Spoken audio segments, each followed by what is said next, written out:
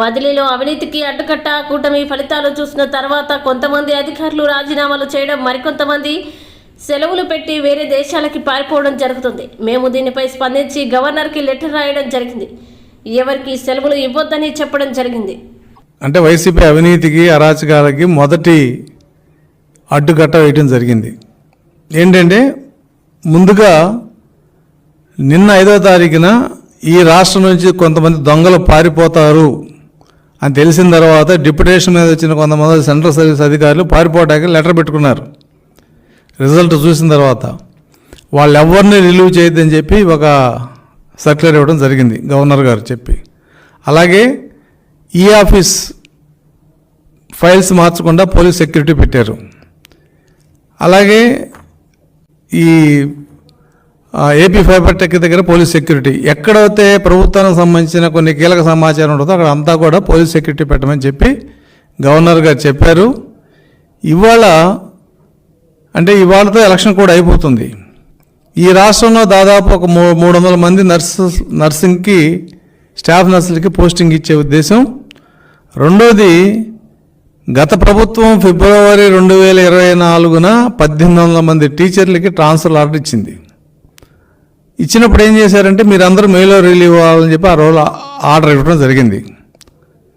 Transfer అయితే ఫిబ్రవరిలో చేశారు, మేలో రిలీవ్ అవ్వమని చెప్పి ఆర్డర్ ఇచ్చారు. మేలో ఎలక్షన్ కోడ్ అవ్వటం వలన ఎలక్షన్ కోడ్ అయిన తర్వాత మీరందరూ రిలీవ్ కండి అని చెప్పి విద్యాశాఖ కార్యదర్శి ఆర్డర్ ఇవ్వడం జరిగింది. అంటే రేపు నుంచి వీళ్ళందరూ రిలీవ్ అవ్వాలి. ఈ ట్రాన్స్ఫర్లు ఏంటి? వైసీపీ సపోర్ట్ చేసిన టీచర్లందరూ 2 నుంచి 3, 4, 5 లక్షలు డబ్బులు ఇచ్చి కౌన్సిలింగ్ లేకుండా వాళ్ళకి కావాల్సిన ప్లేసుల్లోకి డైరెక్ట్గా ప్రభుత్వం దగ్గర ట్రాన్స్ఫర్ ఆర్డర్ తెచ్చుకున్న ట్రాన్స్ఫర్లు ఈ 1800. టీచర్ సంఘాలు ఏపీటీఎఫ్ కానీ యూటీఎఫ్ కానీ వీళ్ళందరూ మొత్తుకున్నారు. ఇది తప్పు, ఇది ప్రభుత్వం ట్రాన్స్ఫర్ చేయడం తప్పు, పైగా ఇంతమందిని 1800 మందిని చేయటం తప్పు, కౌన్సిలింగ్ జరగాలి అని చెప్పి వాళ్ళు మొత్తుకున్నా కూడా ప్రభుత్వం ఇలా ఎలక్షన్ కోడ్ ఉంది, మీ తర్వాత చూస్తానా అన్నారు. నిన్నటికి నిన్న విద్యాశాఖ కార్యదర్శి ఫోన్ చేసి వాళ్ళ కమిషనర్ గారికి 6వ తారీఖుతో కౌన్సిలింగ్ అయిపోతుంది, మీరు 7వ తారీఖు నుంచి వీళ్ళందరినీ రిలీవ్ చేశారని చెప్పి ఉత్తర్వులు ఇవ్వడం జరిగింది. మరి వీళ్ళందరూ సంఘాలు చెప్పినా వినలేదు కాబట్టి మనమేమో ఇంకా పూర్తిగా ప్రమాణ స్వీకారం జరగలేదు, మన హడావిడిలో మనకున్నాం. మన దగ్గరికి వచ్చారు టీచర్స్ సంఘాలు, టీచర్లు. అలాగే ఆ నర్సింగ్ దాంట్లో కూడా కొంత అవినీతి ఉందని చెప్పి వాళ్ళు కూడా చెప్పడం జరిగింది. ఈ 2 అంశాల మీద మరి వీటిని ఆపేయాలి, టీచర్స్ యొక్క ట్రాన్స్ఫర్లో ఎఫెక్ట్ కాకూడదు. నర్సింగ్ కౌన్సిలింగ్ ఇవాళ ఎలక్షన్ కోడ్ ఇవాళతో ముగిసిపోతుంది, కానీ ఈరోజే కౌన్సిలింగ్ పెట్టారు, కొంపలేదు మునిగిపోయినట్టు. కాబట్టి ఈ 2 ఆపేయాలని చెప్పి మేము మరి మన ముఖ్యమంత్రి గారికి, కాబోయే ముఖ్యమంత్రి గారికి చెప్పడం, ఆయన అధికారులతో మాట్లాడతాం, ఈ 2టిని కూడా ఆపేసినట్టు ఉత్తర్వులు కూడా రావడం జరిగింది. అంటే వైకాపా అవినీతి అరాచకాలకి మొదటి అడ్డుకట్ట పడింది. డిప్యుటేషన్ మీద వచ్చిన ఏపీ కార్పొరేషన్ ఎండీ కానీ, మైనింగ్ కార్పొరేషన్ డైరెక్టర్ కానీ, జేఈఓ టీటీడీ కానీ, ఇంకా కొంతమంది అవినీతి అధికారులు ఇక్కడ ఉంటే తాట తీస్తారని చెప్పి భయపడి మా డిప్యుటేషన్ వద్దు మేము వెళ్ళిపోతామని చెప్పి లెటర్ పెట్టుకుంటే, దౌర్భాగ్యం ఏంటంటే చీఫ్ సెక్రటరీ కూడా ఆ సిఐడి చీఫ్ సంజయ్కి పర్మిషన్ ఇవ్వడం జరిగింది. వీటన్నిటిని గమనించిన గవర్నర్కి నివేదిక ఇస్తే, లేదు ఈ రాష్ట్రంలో ఎవడో వెళ్ళటానికి లేదు, ఎక్కడో అక్కడ ఉండాల్సిందే కొత్త ప్రభుత్వం వచ్చేదాకా అని చెప్పి నిన్న చీఫ్ సెక్రటరీతో ఉత్తర్వులు ఇప్పించడం జరిగింది. అయితే మరి ఆయనకు ఇబ్బంది ఏంటో తెలియదు, కానీ ఈ రోజు నుంచి ఆయన కూడా సెలవు మీద వెళ్ళిపోయాడు.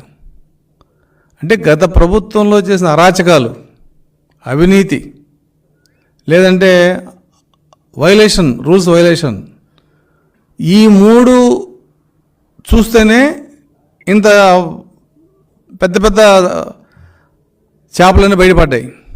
అసలు మీ ప్రభుత్వంలోకి వచ్చి వీళ్ళ అవినీతి అంతా బయటికి తీస్తే ఈ 5 సంవత్సరాలు వీళ్ళ అవినీతి మీద ఎంక్వైరీ చేయడం సరిపోద్దంత అవినీతి చేసింది గత ప్రభుత్వం. అయితే ఇక్కడ ఒక విషయం చెప్పదలుచుకున్నాం. పనిష్మెంట్ ఫర్ హెరాస్మెంట్ ఖచ్చితంగా ఉంటుంది. మేమేమి వైసీపీ లాగా హెరాస్ చేయం ఎవరిని, కానీ హెరాస్ చేసిన వాళ్ళకి పనిష్మెంట్ ఇవ్వకపోతే అది టీడీపీ ప్రభుత్వం చేతకంతనంగా ఉంటుంది. కాబట్టి డిప్యుటేషన్ మీద వచ్చిన అధికారుల యొక్క కథ, ఈ డబ్బులు తీసుకున్న ట్రాన్స్ఫర్లు ఇందులో ఎందుకంటే అందరూ వైసీపీ టీచర్లే. వైసీపీ ప్రభుత్వం ఎవరికి పని అవుద్ది? తెలుగుదేశం టీచర్కి పని అవ్వదు, వైసీపీ టీచర్కే పని అవుద్ది. పైగా డబ్బు అవినీతి 2 లక్షల నుంచి 3 లక్షలు ఒక్కొక్క టీచర్ దగ్గర వసూలు చేశారు ఆ మినిస్టర్ పేషీలో. అలాగే నర్సుల కౌన్సిలింగ్ అంటే వాళ్ళకి ట్రైనింగ్ ఇచ్చింది, ప్రభుత్వమే ట్రైనింగ్ ఇచ్చింది, అది రూల్స్లో ఉంది. అయితే వాళ్ళకు ట్రైనింగ్ ఇచ్చేటప్పుడు క్వాలిఫికేషన్ ఏంటి, ఎలిజిబిలిటీ ఏంటి అనేది చెక్ చేయాల్సిన అవసరం ఉంది. మేము మెరిట్ లిస్ట్ ప్రకారం ఇచ్చామన్నారు. ఎందుకంటే ఈ రాష్ట్రంలో 5 మెడికల్ కాలేజీకి ఒక్కొక్క కాలేజీకి 200 చొప్పున స్టాఫ్ నర్స్ పోస్టులు శాంక్షన్ అయినాయి. ఇది సెప్టెంబర్ 2023లో జరిగింది. ట్రిప్కి ఒక 50 మందిని కాలేజీకి సెలెక్ట్ చేస్తూ వచ్చారు. ఇప్పుడు ఆఖరిగా దాదాపు ఒక 500 చిల్లర దాకా స్టాఫ్ నర్సులను అపాయింట్ చేయడానికి, అంటే అపాయింట్మెంటు సెలక్షన్ అయిపోయింది, వాళ్ళని ఎక్కడ వేయాలి ఏంటి అనే దాని మీద కౌన్సిలింగ్ ఈరోజు పెట్టారు మెడికల్ సెక్రటరీ. అంటే ఎలక్షన్